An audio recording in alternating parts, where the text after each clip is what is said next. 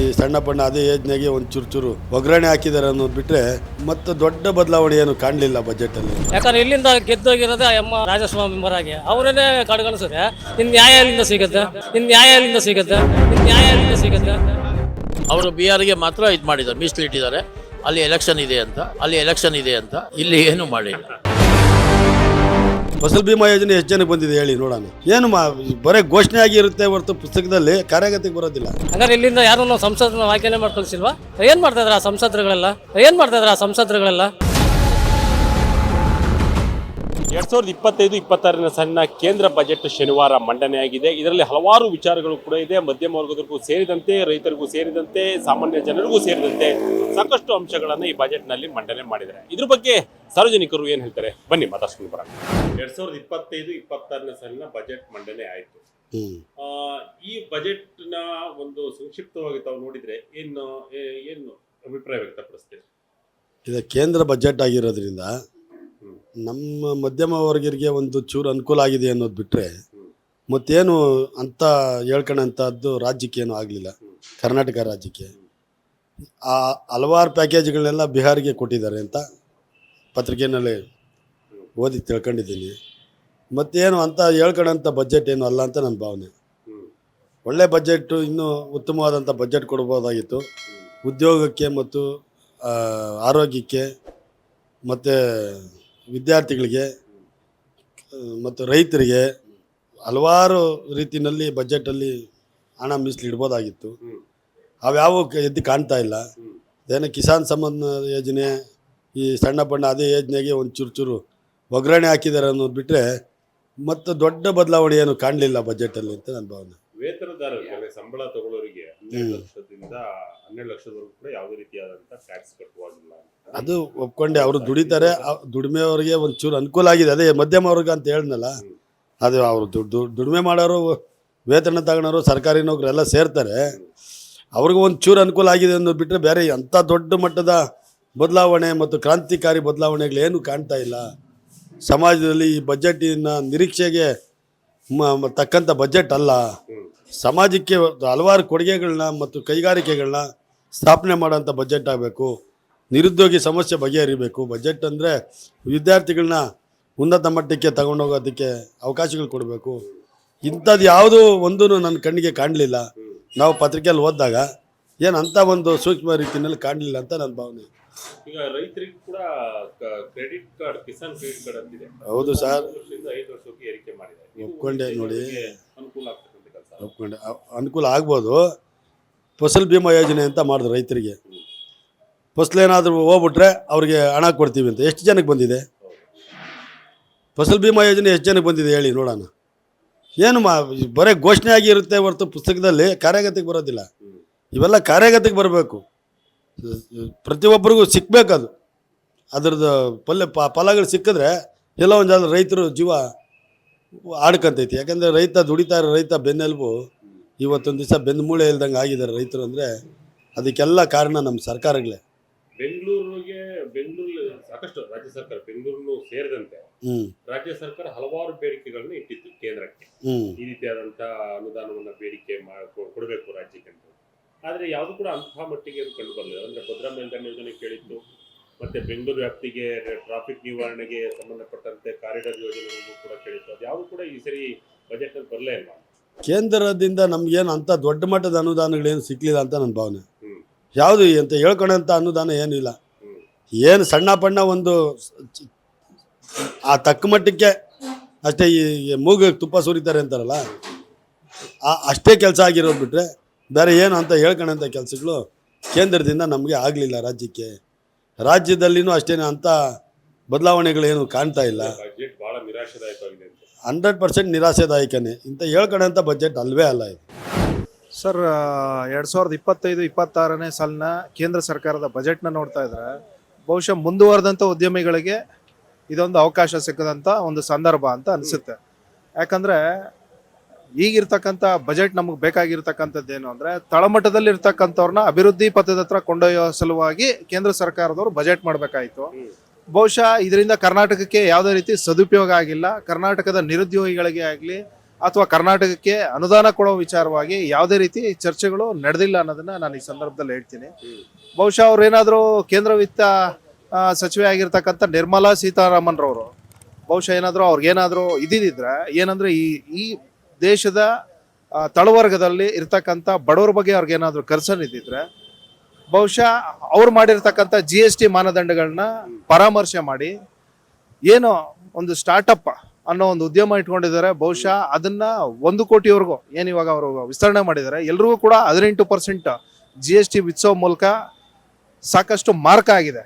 ಬಹುಶಃ 1 ಕೋಟಿ ಒಳಗಡೆ ಇರತಕ್ಕಂಥ ಸ್ಟಾರ್ಟಪ್ ಉದ್ಯಮಿಗಳಿಗೆ ನೀವು ಯಾವುದೇ ರೀತಿ GSTಗಳನ್ನ ಅನ್ವಯ ಮಾಡದೆ ಅವ್ರಿಗೆ ಅವಕಾಶ ಮಾಡಿಕೊಟ್ರೆ ಬಹುಶಃ ಅವ್ರು ಮುಂದಿನ ದಿನಗಳಲ್ಲಿ ಭಾರತದ ತೆರಿಗೆದಾರರಾಗ್ತಾರೆ.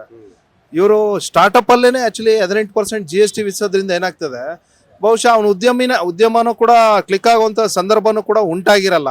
ಆ ಸಂದರ್ಭದಲ್ಲಿ ಅವನು ಬರೀ ತೆರಿಗೆ ಬರೆಸೋದಕ್ಕೋಸ್ಕರನೇ ಅವನು ಒಂದು ಉದ್ಯಮನ ಸ್ಟಾರ್ಟ್ ಮಾಡಬೇಕಾದಂತ ಒಂದು ಅಂಶ ಆಗ್ತದೆ. ಇದರಿಂದ ನನಗನ್ಸುತ್ತೆ ಕರ್ನಾಟಕ ಸರ್ಕಾರಕ್ಕೆ ಆಗಲಿ ಅಥವಾ ಕನ್ನಡಿಗರಿಗೆ ಆಗಲಿ ಅಥವಾ ಕರ್ನಾಟಕಕ್ಕೆ ಆಗಲಿ ಅಥವಾ ನಿರುದ್ಯೋಗಿಗಳಿಗೆ ಆಗಲಿ ಇದು ಸೂಕ್ತವಾದಂತ ಬಜೆಟ್ ಅಲ್ಲ ಅಂತ ನನಗನ್ಸುತ್ತೆ. ಒಟ್ಟಾರೆಯಾಗಿ ಸಾಲ ವಿಚಾರ, ಲೋನ್ಗಳ ವಿಚಾರಕ್ಕೆ ಬರೋದಾದ್ರೆ ಎಲ್ಲವೂ ಕೂಡ ಅವರು ತಕ್ಕ ಮಟ್ಟಿಗೆ ಸ್ವಲ್ಪ ಜಾಸ್ತಿ ಮಾಡಿದ್ದಾರೆ. ಮತ್ತೆ ಕಡಿಮೆ ಬಡ್ಡಿ ದರದಲ್ಲಿ ಸಾಲವನ್ನ ಕೊಡ್ತಕ್ಕಂಥದ್ದು, ಒಟ್ಟಿನಲ್ಲಿ ಸಾಲದ ಮಿತಿಗಳನ್ನ ಏರಿಕೆ ಮಾಡಿದೆ ಅಂತೀರಾ? ಸಾಲದ ಮಿತಿಗಳನ್ನ ಅವ್ರು ಏರಿಕೆ ಮಾಡ್ಕೊಂಡು ಹೋಗಿದ್ದಾರೆ ಸರ್. ಇದರಿಂದ ಏನಾಗ್ತದೆ, ಮಧ್ಯಮ ವರ್ಗಕ್ಕಿಂತ ಉನ್ನತ ಮಟ್ಟದಲ್ಲಿ ಯಾರು ಇರ್ತಾರೋ ಅವ್ರಿಗೆ ಇದರಿಂದ ಅವಕಾಶಗಳು ಸಾಕಷ್ಟು ಸಿಗುತ್ತೆ. ಆದ್ರೆ ಈ ದೇಶದಲ್ಲಿ ಇರ್ತಕ್ಕಂಥ ಪ್ರತಿಯೊಬ್ಬ ಬಡವನೂ ಕೂಡ ಪರಿವರ್ತನೆ ಅಂದ್ರೆ ಆರ್ಥಿಕ ಕ್ರಾಂತಿ ಏನಾದರೂ ಆಗ್ಬೇಕು ಅಂದ್ರೆ ಬಹುಶಃ ಇವರ ಒಂದು GST ಮಾನದಂಡವನ್ನ ಸರಿಯಾಗಿ ಅನುಷ್ಠಾನಕ್ಕೆ ತರೋ ಒಂದು ನಿಟ್ಟಲ್ಲಿ ಇವ್ರೇನಾದ್ರೂ ಕೆಲಸ ಮಾಡ್ಬೇಕಾದ್ರೆ ಬಹುಶಃ 1 ಕೋಟಿವರೆಗೂ ಇವರು ಮಧ್ಯಮ ವರ್ಗ ಮತ್ತು ತಳವರ್ಗ ಈ ಎರಡರ ಅಭಿವೃದ್ಧಿಗೆ ಬಹುಶಃ GST ಇಂದ ವಿನಾಯಿತಿ ಕೊಟ್ಟರೆ ಬಹುಶಃ ಅವರು ಕೂಡ ಮುಂದಿನ ದಿನಗಳಲ್ಲಿ ಉದ್ಯಮಿಗಳ ಸಾಲಲ್ಲಿ ನಿಲ್ಲೋದಕ್ಕೆ ಅವಕಾಶ ಸಿಗ್ತದೆ ಅನ್ನೋದನ್ನ ಹೇಳ್ತೀನಿ. ನೋಡಿ, 12 ಲಕ್ಷದವರೆಗೂ ಕೂಡ ಯಾವುದೇ ರೀತಿಯಾದಂತಹ ತೆರಿಗೆಯನ್ನು ಕಟ್ಟುವಾಗಿಲ್ಲ ವೇತನದಾರರು, ಸಂಬಳದಾರರು ಅಂತೇಳಿ. ಹೌದು. ಒಂದು ರೀತಿಯಾಗಿ ಉಪಯೋಗ ಆಗಲ್ವಾ ಜನರಿಗೆ? ಸರ್, ಈಗ ನೀವು 12 ಲಕ್ಷದವರೆಗೆ ಅಂತ ನಾವು ಹೇಳ್ತಾ ಇದೀವಿ. ಬಹುಶಃ ನೀವು ಸ್ಟಾರ್ಟ್ಅಪ್ ಬಿಸ್ನೆಸ್ ಅಂತ ನೀವು ಸ್ಟಾರ್ಟ್ಅಪ್ ಮಾಡ್ಬೇಕಾದ್ರೇನೆ ಬಹುಶಃ ನಿಮ್ಗೆ 50 ಲಕ್ಷದಿಂದ 1 ಕೋಟಿವರೆಗೂ ನಿಮ್ಗೆ ಸಾಲ ಸೌಲಭ್ಯಗಳು ಬೇಕಾಗೇ ಆಗ್ತದೆ ಯಾವುದೇ ಒಬ್ಬ ಮನುಷ್ಯ. ಆದ್ರೆ ಇವ್ರು ಕೊಡುವಂತ 12 ಲಕ್ಷ ಅದು ಯಾವುದಕ್ಕೂ ಸಾಲಲ್ಲ. ಬಹುಶಃ ಈಗಿನ ಇರ್ತಕ್ಕಂಥ ವೇತನ ತಗೊಳ್ಳೋರಿಗೆ ಅಂದ್ರೆ ನಾವೀಗ ಒಂದು ವಾರ್ಷಿಕವಾಗಿ ಒಂದು 12 ಲಕ್ಷ ರೂಪಾಯಿ ಸಂಬಳ ತಗೊಳ್ತಿದೀವಿ ಅಂತ ಹೇಳಿದ್ರೆ ಅದಕ್ಕೆ ಟ್ಯಾಕ್ಸ್ ಕಟ್ಟಂಗಿಲ್ಲ. ಕಳೆದ ಬಾರಿ 7 ಲಕ್ಷ ರೂಪಾಯಿಗಿತ್ತು, ಈ ಬಾರಿ 12 ಲಕ್ಷಕ್ಕೆ ಏರಿಕೆ ಮಾಡಿದ್ದಾರೆ. ಇದೊಂದು ರೀತಿಯಾಗಿ ವೇತನದಾರರಿಗೆ ಅಂದ್ರೆ ಸಂಬಳ ತಗೊಳ್ಳೋರಿಗೆ ಒಂದು ರೀತಿ ಪ್ಲಸ್ ಪಾಯಿಂಟ್ ಆಗುತ್ತೆ. ಇದು ಸಂಬಳ ತಗೊಳ್ಳೋರಿಗೆ ಪ್ಲಸ್ ಪಾಯಿಂಟ್ ಆಗಿದೆ ಸರ್. ಬಹುಶಃ ಈಗ ನೀವು ಹೇಳೋದು ನೋಡಿದ್ರೆ 12 ಲಕ್ಷದವರೆಗೂ ಅಂತ ಇದ್ರಲ್ಲ ಸರ್. ಸೊ ಹೊರಗಡೆ ಇರ್ತಕ್ಕಂಥ ಖಾಸಗಿ ಕಂಪ್ನಿಯಲ್ಲಿ ದುಡಿತಾ ಇರ್ತಕ್ಕಂಥವ್ರು ಎಲ್ಲರೂ ಕೂಡ 15-20 ಸಾವಿರ ರೂಪಾಯಿ ಸಂಬಳಕ್ಕೆ ಆಕ್ಚುಲಿ ದುಡಿತಾ ಇದ್ದಾರೆ. ಇದರಿಂದ ನಾನು ಅದನ್ನೇ ಅಂತ ಇದ್ದೀನಿ, ತಳವರ್ಗದಲ್ಲಿ ಇರ್ತಕ್ಕಂಥವ್ರಿಗೆ ಯಾವುದೇ ರೀತಿ ಬೆನಿಫಿಟ್ ಆಗಬೇಕು. ಬೆನಿಫಿಟ್ ಆದ್ರೆ ಈ ದೇಶಕ್ಕೆ ಸ್ವಯಂ ಪ್ರೇರಿತವಾಗಿ ತೆರಿಗೆ ಕಟ್ಟುವಂಥದ್ದನ್ನ ಶಕ್ತಿನ ನಾವೇ ರೆಡಿ ಮಾಡ್ಕೊಡ್ಬೇಕಾಗ್ತದೆ. ಅದರಿಂದ ಯಾಕಂದ್ರೆ ಅವರೇ ಇವಾಗ ಸ್ಟಾರ್ಟ್ಅಪ್ ಇಂಡಿಯಾ, ಮೈಕ್ರೋ ಸ್ಕೇಲ್ಸ್ ಮತ್ತೆ MSME ಸೆಕ್ಟರ್, PMGP ಈ ತರದ ಅನೇಕ ಯೋಜನೆಗಳನ್ನ ಅವರೇ ತಂದಿರೋದ್ರಿಂದ ಬಹುಶಃ 50 ಲಕ್ಷದಿಂದ 1 ಕೋಟಿವರೆಗೂ ಇದನ್ನ ವಿಸ್ತರಣೆ ಮಾಡಿ GST ಇರ್ತಕ್ಕಂಥ ಮಾನದಂಡಗಳನ್ನ ಸರಿಪಡಿಸಿ 1 ಕೋಟಿ ನಂತರ ಏನು ನೀವು ನಿಗದಿ ಮಾಡ್ತೀರಾ ಅವಕ್ಕೆ ಬೇಕಾದ್ರೆ 18% ನೀವು ಮಾಡ್ಕೊಳ್ಳಿ. ಬಿಲೋ 1 ಕೋಟಿ ಒಳಗಡೆ ಇರ್ತಕ್ಕಂಥ ಉದ್ಯಮಗಳಿಗೆ ನೀವು GST ವಿನಾಯಿತಿ ಮಾಡಿದ್ರೆ ಬಹುಶಃ ತಳವರ್ಗದಲ್ಲಿ ಇರ್ತಕ್ಕಂಥವ್ರು ಎಲ್ಲರೂ ಕೂಡ ಉದ್ಯಮಿದಾರರಾಗ್ಲಿಕ್ಕೆ ಒಂದು ಅವಕಾಶ ಸಿಗ್ತದೆ ಅನ್ನೋದನ್ನ ಈ ಸಂದರ್ಭದಲ್ಲಿ ಹೇಳ್ತೀನಿ. ರಾಜ್ಯಕ್ಕೆ ಏನು ಸಿಕ್ಕಿಲ್ಲ ಅಂತ ಸರ್, ರಾಜ್ಯಕ್ಕೆ ಬಹುಶಃ ಕೇಂದ್ರ ಸರ್ಕಾರದಿಂದ ಬರಬೇಕಾದಂತ ಅನುದಾನ ಇದುವರೆಗೂ ಕೂಡ ಬಂದಿಲ್ಲ. ಯಾಕಂದ್ರೆ ಈ ರಾಜ್ಯದಿಂದ ಅವರು ಆಕ್ಚುಲಿ ಸಚಿವರಾಗಿ ಹೋಗಿರ್ತಕ್ಕಂಥವ್ರು. ಈ ರಾಜ್ಯಕ್ಕೆ ಅವ್ರಿಗೂ ಕೂಡ ಕೊಡುಗೆ ಕೊಡ್ಬೇಕಲ್ವಾ? ಎಲ್ಲರಿಗೂ ಕೂಡ ಇವಾಗ ಮೋದಿ ಅವರು ಅವ್ರದೇ ಆದಂತ ಬಜೆಟ್ ಮಾಡ್ಕೋಬೇಕಾದಾಗ ಉತ್ತರ ಪ್ರದೇಶಕ್ಕೆ ಹೆಚ್ಚುವರಿಯಾಗಿ ಅನುದಾನ ಕೊಡ್ತಾರೆ. ನೀವು ಕರ್ನಾಟಕದ ತೆರಿಗೆ ಮತ್ತೆ ಉತ್ತರ ಪ್ರದೇಶದ ತೆರಿಗೆ ಎರಡನ್ನೂ ಕೂಡ ನೀವು ತಾಳೆ ಮಾಡಿ ನೋಡಿದಾಗ ಬಹುಶಃ ಕರ್ನಾಟಕ ಅತಿ ಹೆಚ್ಚು ತೆರಿಗೆ ಪಾವತಿ ಮಾಡ್ತಾ ಇದೆ ಬೇರೆ ರಾಜ್ಯಗಳಿಗೆ ಕಂಪೇರ್ ಮಾಡ್ಕೊಂಡ್ರೆ. ಸೊ ಅದರಿಂದ ನಾವು ಅತಿ ಹೆಚ್ಚು, ಯಾಕಂದ್ರೆ ಇವಾಗ ಶಕ್ತಿಯುತವಾಗಿ ಯಾರು ಇವಾಗ ಅತಿ ಹೆಚ್ಚು ತೆರಿಗೆ ಕಟ್ತಾ ಇದಾರೋ ಅವ್ರಿಗೆ ಬರ್ಬೇಕಾದಂತ ಅನುದಾನನ ಕರೆಕ್ಟಾಗಿ ಕೊಟ್ಟಾಗ ಬಹುಶಃ ಇನ್ನಷ್ಟು ತೆರಿಗೆ ಕಟ್ಟಲಿಕ್ಕೆ ಸಹಕಾರ ಸಿಗ್ತದೆ. ಅದರಿಂದ ಏನು ಅಂದ್ರೆ ಕರ್ನಾಟಕಕ್ಕೆ ಆಗ್ಲಿ ಕನ್ನಡಿಗರಿಗೆ ಆಗ್ಲಿ ಉದ್ಯಮದಲ್ಲಿ ಅವಕಾಶ ಕೊಡುವಂತ ಕೆಲಸ ನಿರ್ಮಲಾ ಸೀತಾರಾಮನ್ ಅವರು ಮಾಡಬೇಕು ಅಂತ ನಾನು ಈ ಸಂದರ್ಭದಲ್ಲಿ ಹೇಳ್ತೇನೆ. ಇದು ಲೆಕ್ಕದಲ್ಲಿ ಹೇಳ್ಬೇಕು ಅಂದ್ರೆ ಇದು ಅಷ್ಟು ತೃಪ್ತಿಕರವಾದ ಬಜೆಟ್ ಅಲ್ಲ. ಯಾಕಂದ್ರೆ ಮೊದಲನೇದಾಗಿ ಶೈಕ್ಷಣಿಕವಾಗಿ ಆರ್ಥಿಕ ಸಬಲೀಕರಣ ಮಾಡ್ಬೇಕಾದ್ರೆ ಯೂತ್ಸ್ಗೆ ಕೆಲಸದ ಬಗ್ಗೆ ಆಗಲಿ ಇಲ್ಲ. ಆಮೇಲೆ ಆರೋಗ್ಯದ ಅಂದ್ರೆ 140 ಕೋಟಿ ಜನರಲ್ಲಿ ಯಾರಿಗೇನು ಸಮಸ್ಯೆ ಇದೆ, ಬರೀ ಕ್ಯಾನ್ಸರ್ದು 4-5 ಔಷಧಿ ಕಮ್ಮಿ ಮಾಡಿಬಿಟ್ರೆ ಅದು ಪ್ರಯೋಜನ ಇರಲ್ಲ. ಈಗ ನಿಮಗೆ ಗೊತ್ತು, ಇವಾಗ ಒಬ್ಬ ಸೆಲೆಬ್ರಿಟಿ ಬಂದು ಅವ್ರಿಗೇನೋ ತೊಂದರೆ ಆಗಿರೋದು ಅದು ಟ್ರೀಟ್ಮೆಂಟೇ ಇಂಡಿಯಾದಲ್ಲಿಲ್ಲ. ಅವರೆಲ್ಲ ದುಡ್ಡಿತ್ತು ಅಮೆರಿಕಾಗೂ ಬಂದರು, ಎಲ್ಲರೂ ಅದೇ ಥರ ಹೋಗೋದ. ಕೆಲವು ದುಡ್ಡು ನಮ್ಮಂದ್ರೆ ಅಲ್ಲಿ ಪಕ್ಕದ ವಾರ್ಡ್ಗೆ ಹೋಗಿ ನಾವು ಔಷಧಿ ತೊಗೊಳಕ್ಕಾಗಲ್ಲ ಸ್ಪೆಷಲ್ ವಾರ್ಡ್ ಜನರಲ್ ವಾರ್ಡ್ ಅಲ್ವಾ. ಅಂಥದ್ದು ಇರ್ಬೇಕಾದ್ರೆ ಒಂದು 140 ಕೋಟಿ ಜನನ ಉದ್ದೇಶ ಇಟ್ಕೊಂಡು ನನ್ನ ಬಡ್ಜೆಟಲ್ಲಿ ಆರೋಗ್ಯದ್ದು, ಉದ್ಯೋಗದ್ದು ಇವೆಲ್ಲ ಮಾಡಿದರೆ ಚೆನ್ನಾಗಿರೋದು ಅಲ್ವಾ. ಆಮೇಲೆ ಕರ್ನಾಟಕಕ್ಕಂತೂ ತುಂಬ ಕಡೆಗಣಿಸಿದ್ದಾರೆ. ಈ ಸರಿ ಬಹಳ ಬೇಡಿಕೆಗಳಿತ್ತು ಕರ್ನಾಟಕ ಹೌದು. ಸರ್ಕಾರದಿಂದ. ಸುಮಾರು 17 ಬೇಡಿಕೆಗಳನ್ನ ಕಳಿಸ್ಕೊಟ್ಟಿದ್ರು. ಅದ್ರಲ್ಲಿ ಯಾವುದು ಕೂಡ ಯಾಕಂದ್ರೆ ಇಲ್ಲಿಂದ ಗೆದ್ದೋಗಿರೋದೇ ಅಮ್ಮ ರಾಜಸ್ವಾಮಿ ಮರಾಗಿ ಅವರೇನೆ ಕಡೆಗಣಿಸಿದ್ರೆ ಇನ್ನು ನ್ಯಾಯ ಎಲ್ಲಿಂದ ಸಿಗುತ್ತೆ? ಬಿಹಾರ ಆಮೇಲೆ ಇದಕ್ಕೆ ಮಾತ್ರ ಜಾಸ್ತಿ ಕೊಟ್ಟಿದ್ದಾರೆ. ಯಾಕಂದ್ರೆ ಡೆಲ್ಲಿಗೆ ಅಂದ್ರೆ ಎಲೆಕ್ಷನ್ ಇದ್ದಾಗ ಮಾತ್ರ ನಾವು ಕರ್ನಾಟಕದಲ್ಲಿ ಏನಾದ್ರು ಇದ್ರೆ ಮಾತ್ರ ಕರ್ನಾಟಕದ ದುಡ್ಡು ಬರುತ್ತಾ?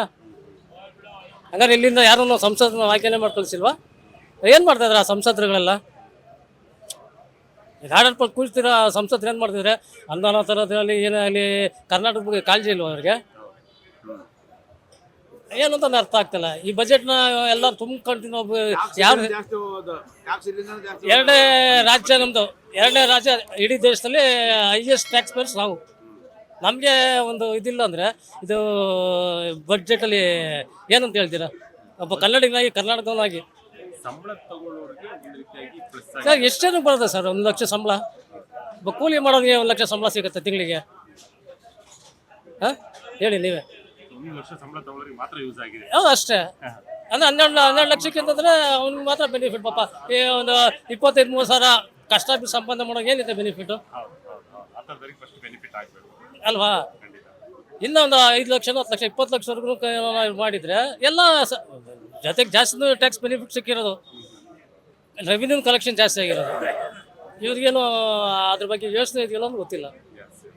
ಒಟ್ಟಾರೆಯಾಗಿ ಬಜೆಟ್ ನಿರಾಶಾದಾಯಕವಾಗಿದೆ. ಹೌದು ಖಂಡಿತವಲ್ಲ. ನಾ ಕರ್ನಾಟಕದಾಗೆ ನಮಗೆ ನಿರಾಶೆ ಆಗಿದೆ ಈ ಬಜೆಟು. ಏನು ಇರಬೇಕಿತ್ತು ಅಂತ ಸರ್ ನಮ್ಮದು 16 ಬೇಡಿಕೆಗಳಿದ್ರಲ್ಲಿ ಅಟ್ಲೀಸ್ಟ್ ಅದರಲ್ಲಿ ಕರೆಕ್ಟ್ ಪ್ರಯಾರಿಟಿಲಿರೋದೇ ಅದನ್ನು ಒಂದು ಇದಕ್ಕನ ಒಂದು ಏನೋ ಒಂದು ಮಾಡಿಕೊಡ್ಬೇಕಾಗಿತ್ತು. ಕುಡಿಯೋ ನೀರಿಂದ ಆಗಲಿ ಅಥವಾ ಮೂಲಭೂತ ಸೌಕರ್ಯಗಳಾಗಿರ್ಬೋದು ಅಥವಾ ಬೇರೆ ಅನುದಾನದಾಗಲಿ ನಮ್ಮ ಡೆವಲಪ್ಮೆಂಟ್ ವರ್ಕ್ಗಳದ್ದು ಅದಕ್ಕಲ್ಲಿ ಸ್ಪಂದಿಸ್ಬೇಕಾಗಿತ್ತು. ಇದ್ಯಾವುದೂ ಇಲ್ದರೆ ಕಡೆಗಣಿಸಿದ್ರೆ ಏನು ಅಂತ ಹೇಳೋಕ್ಕಾಗತ್ತೆ?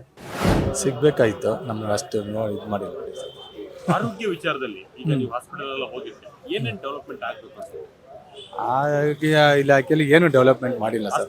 ಹಾಸ್ಪಿಟ್ಲಿಗೆ ಹೋಗ್ತೀವಿ, ಗೌರ್ಮೆಂಟ್ ಹಾಸ್ಪಿಟ್ಲಿಗೆ ಹೋಗ್ತೀರಾ, ಯಾವ್ದು ಫೆಸಿಲಿಟಿ ಯಾವ್ದು ಇಲ್ಲ. ಸುಮ್ಮನೆ ಐತಿ ಅಂತ ಹಾಕ್ತಾರೆ, ಯಾರು ಫೆಸಿಲಿಟಿ ನೋಡಲ್ಲ. ಅಲ್ಲಿ ಹಾಸ್ಪಿಟಲ್ ಎಲ್ಲ ಎಕ್ಸ್ಪೆಂಟ್ ಇದ್ರೂ ಯಾರು ಮಾಡಲ್ಲ. ಅಲ್ಲಿ ಸುಮ್ಮನೆ ನೆಗ್ಲೆಕ್ಟ್ ಜಾಸ್ತಿ, ಯಾರು ನೋಡಲ್ಲ, ಸರಿಯಾಗಿ ಇದು ಮಾಡಲ್ಲ, ನೆಗ್ಲೆಕ್ಟ್ ಜಾಸ್ತಿ, ಎಲ್ಲ ಜಾಸ್ತಿ ಮಾಡ್ತಾರೆ. ಅದು ಸ್ವಲ್ಪ ಡೆವಲಪ್ಮೆಂಟ್ ಅದು ಮೈನ್ ಅದೇ ಮಾಡಬೇಕು. ಅದ್ರ ಜೊತೆಗೆ ಈ ಶಿಕ್ಷಣ ವಿಚಾರ, ತಮ್ಮ ಮಕ್ಕಳು ಕೂಡ ಸ್ಕೂಲ್ ಹೋಗ್ತಾರೆ ಅಂತ ಯಾವೆಲ್ಲ ವ್ಯವಸ್ಥೆ, ಯಾವೆಲ್ಲ ಸೌಲಭ್ಯಗಳಿಂದ ವಂಚಿತರಾಗಿರ್ತಾರೆ?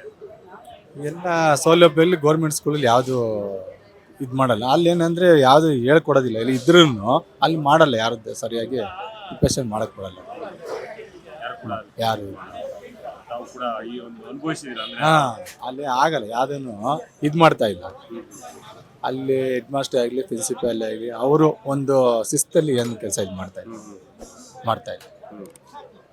ಕೆಲವು ಕೂಡ ಬಜೆಟ್ ಅಲ್ಲಿ ಇರಬೇಕಾಗಿತ್ತು. ಬಜೆಟಲ್ಲಿ ಮಾಡಿದ್ರು ಅಲ್ಲಿ ಕೆಲಸ ಮಾಡೋದ್ರಲ್ಲಿ ಯಾರು ಇದು ಮಾಡ್ತಾ ಇಲ್ಲ. ಏನೇ ಬಜೆಟಲ್ಲಿ ದುಡ್ಡು ಕೊಟ್ಟರು ಕೆಲಸ ಮಾಡೋದಿರ್ಬೇಕು. ಈ ಬಿಸ್ನೆಸ್ ಮಾಡೋರಿಗೆ ಅದೊಂಥರ ಅವ್ರದ್ದೊಂಥರ GST ಅದು ಇದು ಅಂತ ಏನೋ ಅದು ನಡೆಯುತ್ತೆ. ಇವಾಗ ಒಂದು ಈ ಸಬ್ ರಿಜಿಸ್ಟರ್ ಆಫೀಸಲ್ಲಿ ಟ್ಯಾಕ್ಸ್ ಇದೆಲ್ಲ ಜಾಸ್ತಿ ಆಗಿದೆ ಅಲ್ವಾ? ಅದು ನೋಂದಣಿ ಇದೆಲ್ಲ ಅದೆಲ್ಲ ಜಾಸ್ತಿ ಆಗಿದೆ. ಇವಾಗ ಒಂದು ಲೀಸಿಗೆ ಮಾಡಕ್ಕೆ ಹೋದ್ರೂ ಇಷ್ಟು % ಅಂತ ಕೇಳ್ತಾ ಇದ್ದಾರೆ. ತುಂಬ ಕಷ್ಟ ಆಗಿದೆ.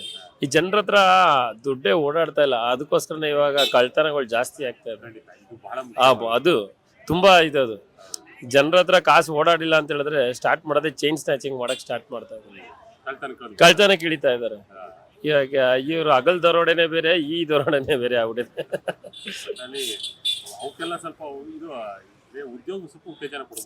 ಉದ್ಯೋಗ ತುಂಬಾ ಜನ ಇಂಜಿನಿಯರಿಂಗ್ ಇಂಜಿನಿಯರಿಂಗ್ ಮಾಡ್ಕೊಂಡಿರೋರ್ಗೆ ಉದ್ಯೋಗಗಳೇ ಇಲ್ಲ. ಏನ್ ಇದಕ್ಕೆ ಏನ್ ಹೇಳೋಣ? ಯಾವ ತರ ಇದು ತುಂಬಾ ಕಷ್ಟ ಆಗ್ತದೆ ಅಂತ. ಬೆಂಗಳೂರು ಟ್ರಾಫಿಕ್ ನಿವಾರಣೆಗೂ ಕೂಡ ಸಾಕಷ್ಟು ಅಂಶಗಳನ್ನ ಕೊಡಬಹುದಾಗಿತ್ತು.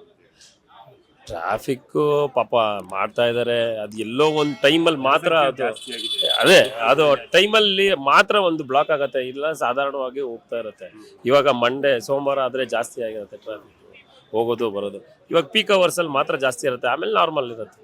ಅದೇನು ಸಮಸ್ಯೆ, ಅಷ್ಟೊಂದು ಸಮಸ್ಯೆಗಳು ಏನಿಲ್ಲ, ನಡೆಯುತ್ತೆ ಸರ್. ಆ ಥರ ಆರೋಗ್ಯ ವಿಚಾರವಾಗಿ ಕೂಡ ತಕ್ಕ ಮಟ್ಟಿಗೆ ಬಜೆಟ್ ನಲ್ಲಿ ಮಂಡನೆ ಮಾಡಿದ್ರು. ಅಂದ್ರೆ ಜಿಲ್ಲಾ ಆಸ್ಪತ್ರೆ ಕೇಂದ್ರಗಳಲ್ಲಿ ಕ್ಯಾನ್ಸರ್ ಸೆಂಟರ್ನ ಓಪನ್ ಮಾಡಿದ್ರು.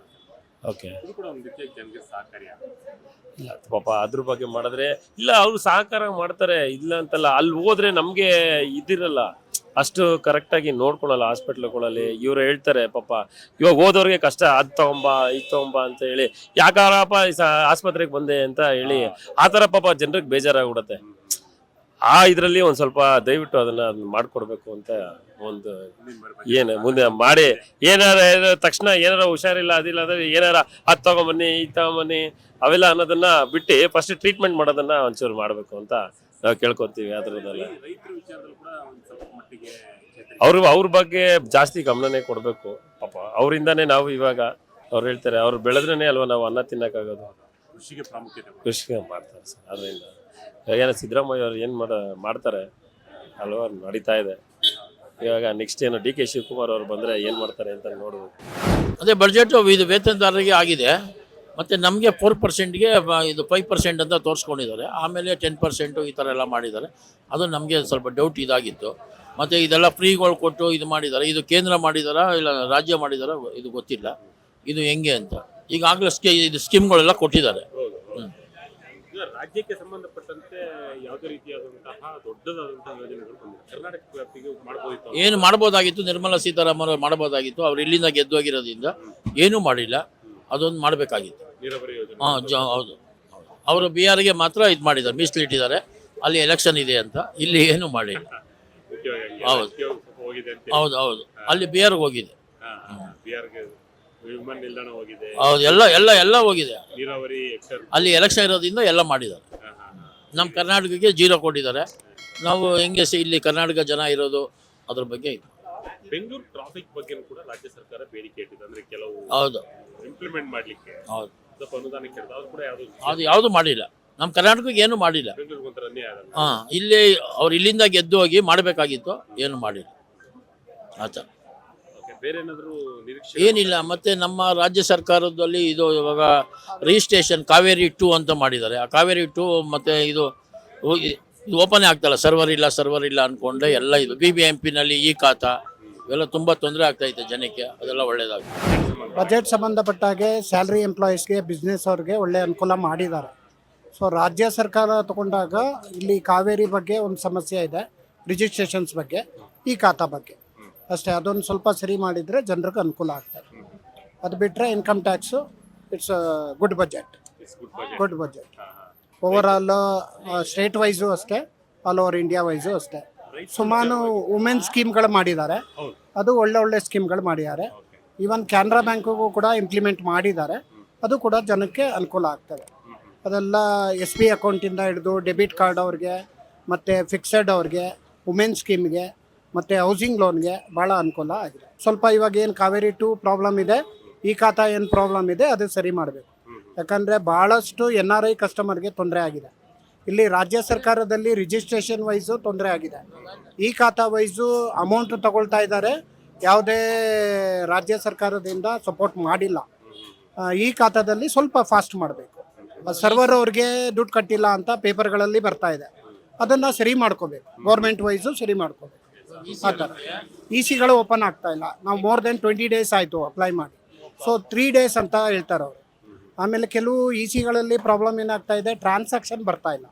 ಸೊ ಟ್ರಾನ್ಸಾಕ್ಷನ್ ಬರದೇ ಇದ್ದಾಗ ನಾವು ಮತ್ತೆ ಅಮೌಂಟ್ ಕಟ್ಟಬೇಕು ಅದಕ್ಕೆ. ಸೊ ಜನರು ಅದನ್ನು ಮತ್ತೆ ಬೇರೆ ಮಾಡಬೇಕು. ಇದೆಲ್ಲ ಸರ್ಕಾರದ್ದು ನೋಡ್ಕೋಬೇಕು. ಅವ್ರು ಏನು ಸ್ಕೀಮ್ಗಳು ಮಾಡಿರ್ತಾರೆ ಜನಕ್ಕೆ ಅನುಕೂಲ ಆಗಲಿ ಅಂತ ಮಾಡಿರ್ತಾರೆ. ಹೌದು, ಇಂಪ್ಲಿಮೆಂಟ್ ಆಗಬೇಕು. ಈಗ ಮೋರ್ ದೆನ್ 20 days ಆಗಿದೆ. ವಿತೌಟ್ EC ಈ ಖಾತಾಗಳು ಬರಲ್ಲ, ಮತ್ತು ರಿಜಿಸ್ಟ್ರೇಷನ್ಸ್ ಆಗಲ್ಲ, ಮತ್ತು ಟ್ರಾನ್ಸಾಕ್ಷನ್ ನೋಡ್ಕೊಳ್ಳಿಕ್ಕಾಗಲ್ಲ, ಬ್ಯಾಂಕ್ ಲೋನ್ಗಳು ಪ್ರೊಸೀಡ್ ಮಾಡಲಿಕ್ಕಾಗಲ್ಲ. ಇವೆಲ್ಲ ಸಮಸ್ಯೆಗಳು ಆಗ್ತವೆ ಒಂದು ECಯಿಂದ. ಈಗ 20 days ಯಾವುದೇ ಸರ್ವರ್ ವರ್ಕ್ ಆಗ್ತಾ ಇಲ್ಲ. ಸೊ ರಿಜಿಸ್ಟ್ರೇಷನ್ ಸ್ಟಾಪ್ ಆಗಿದೆ 2 days. ಸೊ ಇವೆಲ್ಲ ಸಮಸ್ಯೆಗಳು. ನೋಡಿದ್ರಲ್ಲಿ ವೀಕ್ಷಕರಲ್ಲಿ 2025-26 ಸಾಲಿನ ಬಜೆಟ್ ಮಂಡನೆ ಆಗಿರ್ತಕ್ಕಂಥದ್ದು. ಇಲ್ಲಿ ಸಾರ್ವಜನಿಕರು ಇನ್ನಷ್ಟು ನಿರೀಕ್ಷೆಗಳಿತ್ತು. ರಾಜ್ಯಕ್ಕೂ ಕೂಡ ಹಲವಾರು ಯೋಜನೆಗಳನ್ನು ತರಬಹುದಿತ್ತು. ಬೆಂಗಳೂರು ವ್ಯಾಪ್ತಿಗೂ ಸಂಬಂಧಪಟ್ಟಂತೆ ಸಾಕಷ್ಟು ಯೋಜನೆಗಳನ್ನು ಕೂಡ ತರಬಹುದಾಗಿತ್ತು ಅಂತ ಹೇಳಿ ಇಲ್ಲಿನ ಸಾರ್ವಜನಿಕರ ಅಭಿಪ್ರಾಯವಾಗಿತ್ತು. ಕ್ಯಾಮರಾ ಪರ್ಸನ್ ದೇಶ್ ಜೊತೆ ಶಂಕರ್ ಹೆತ್ತರು, ವಿಜಯ ಕಡಕುವೆ, ಬೆಂಗಳೂರು.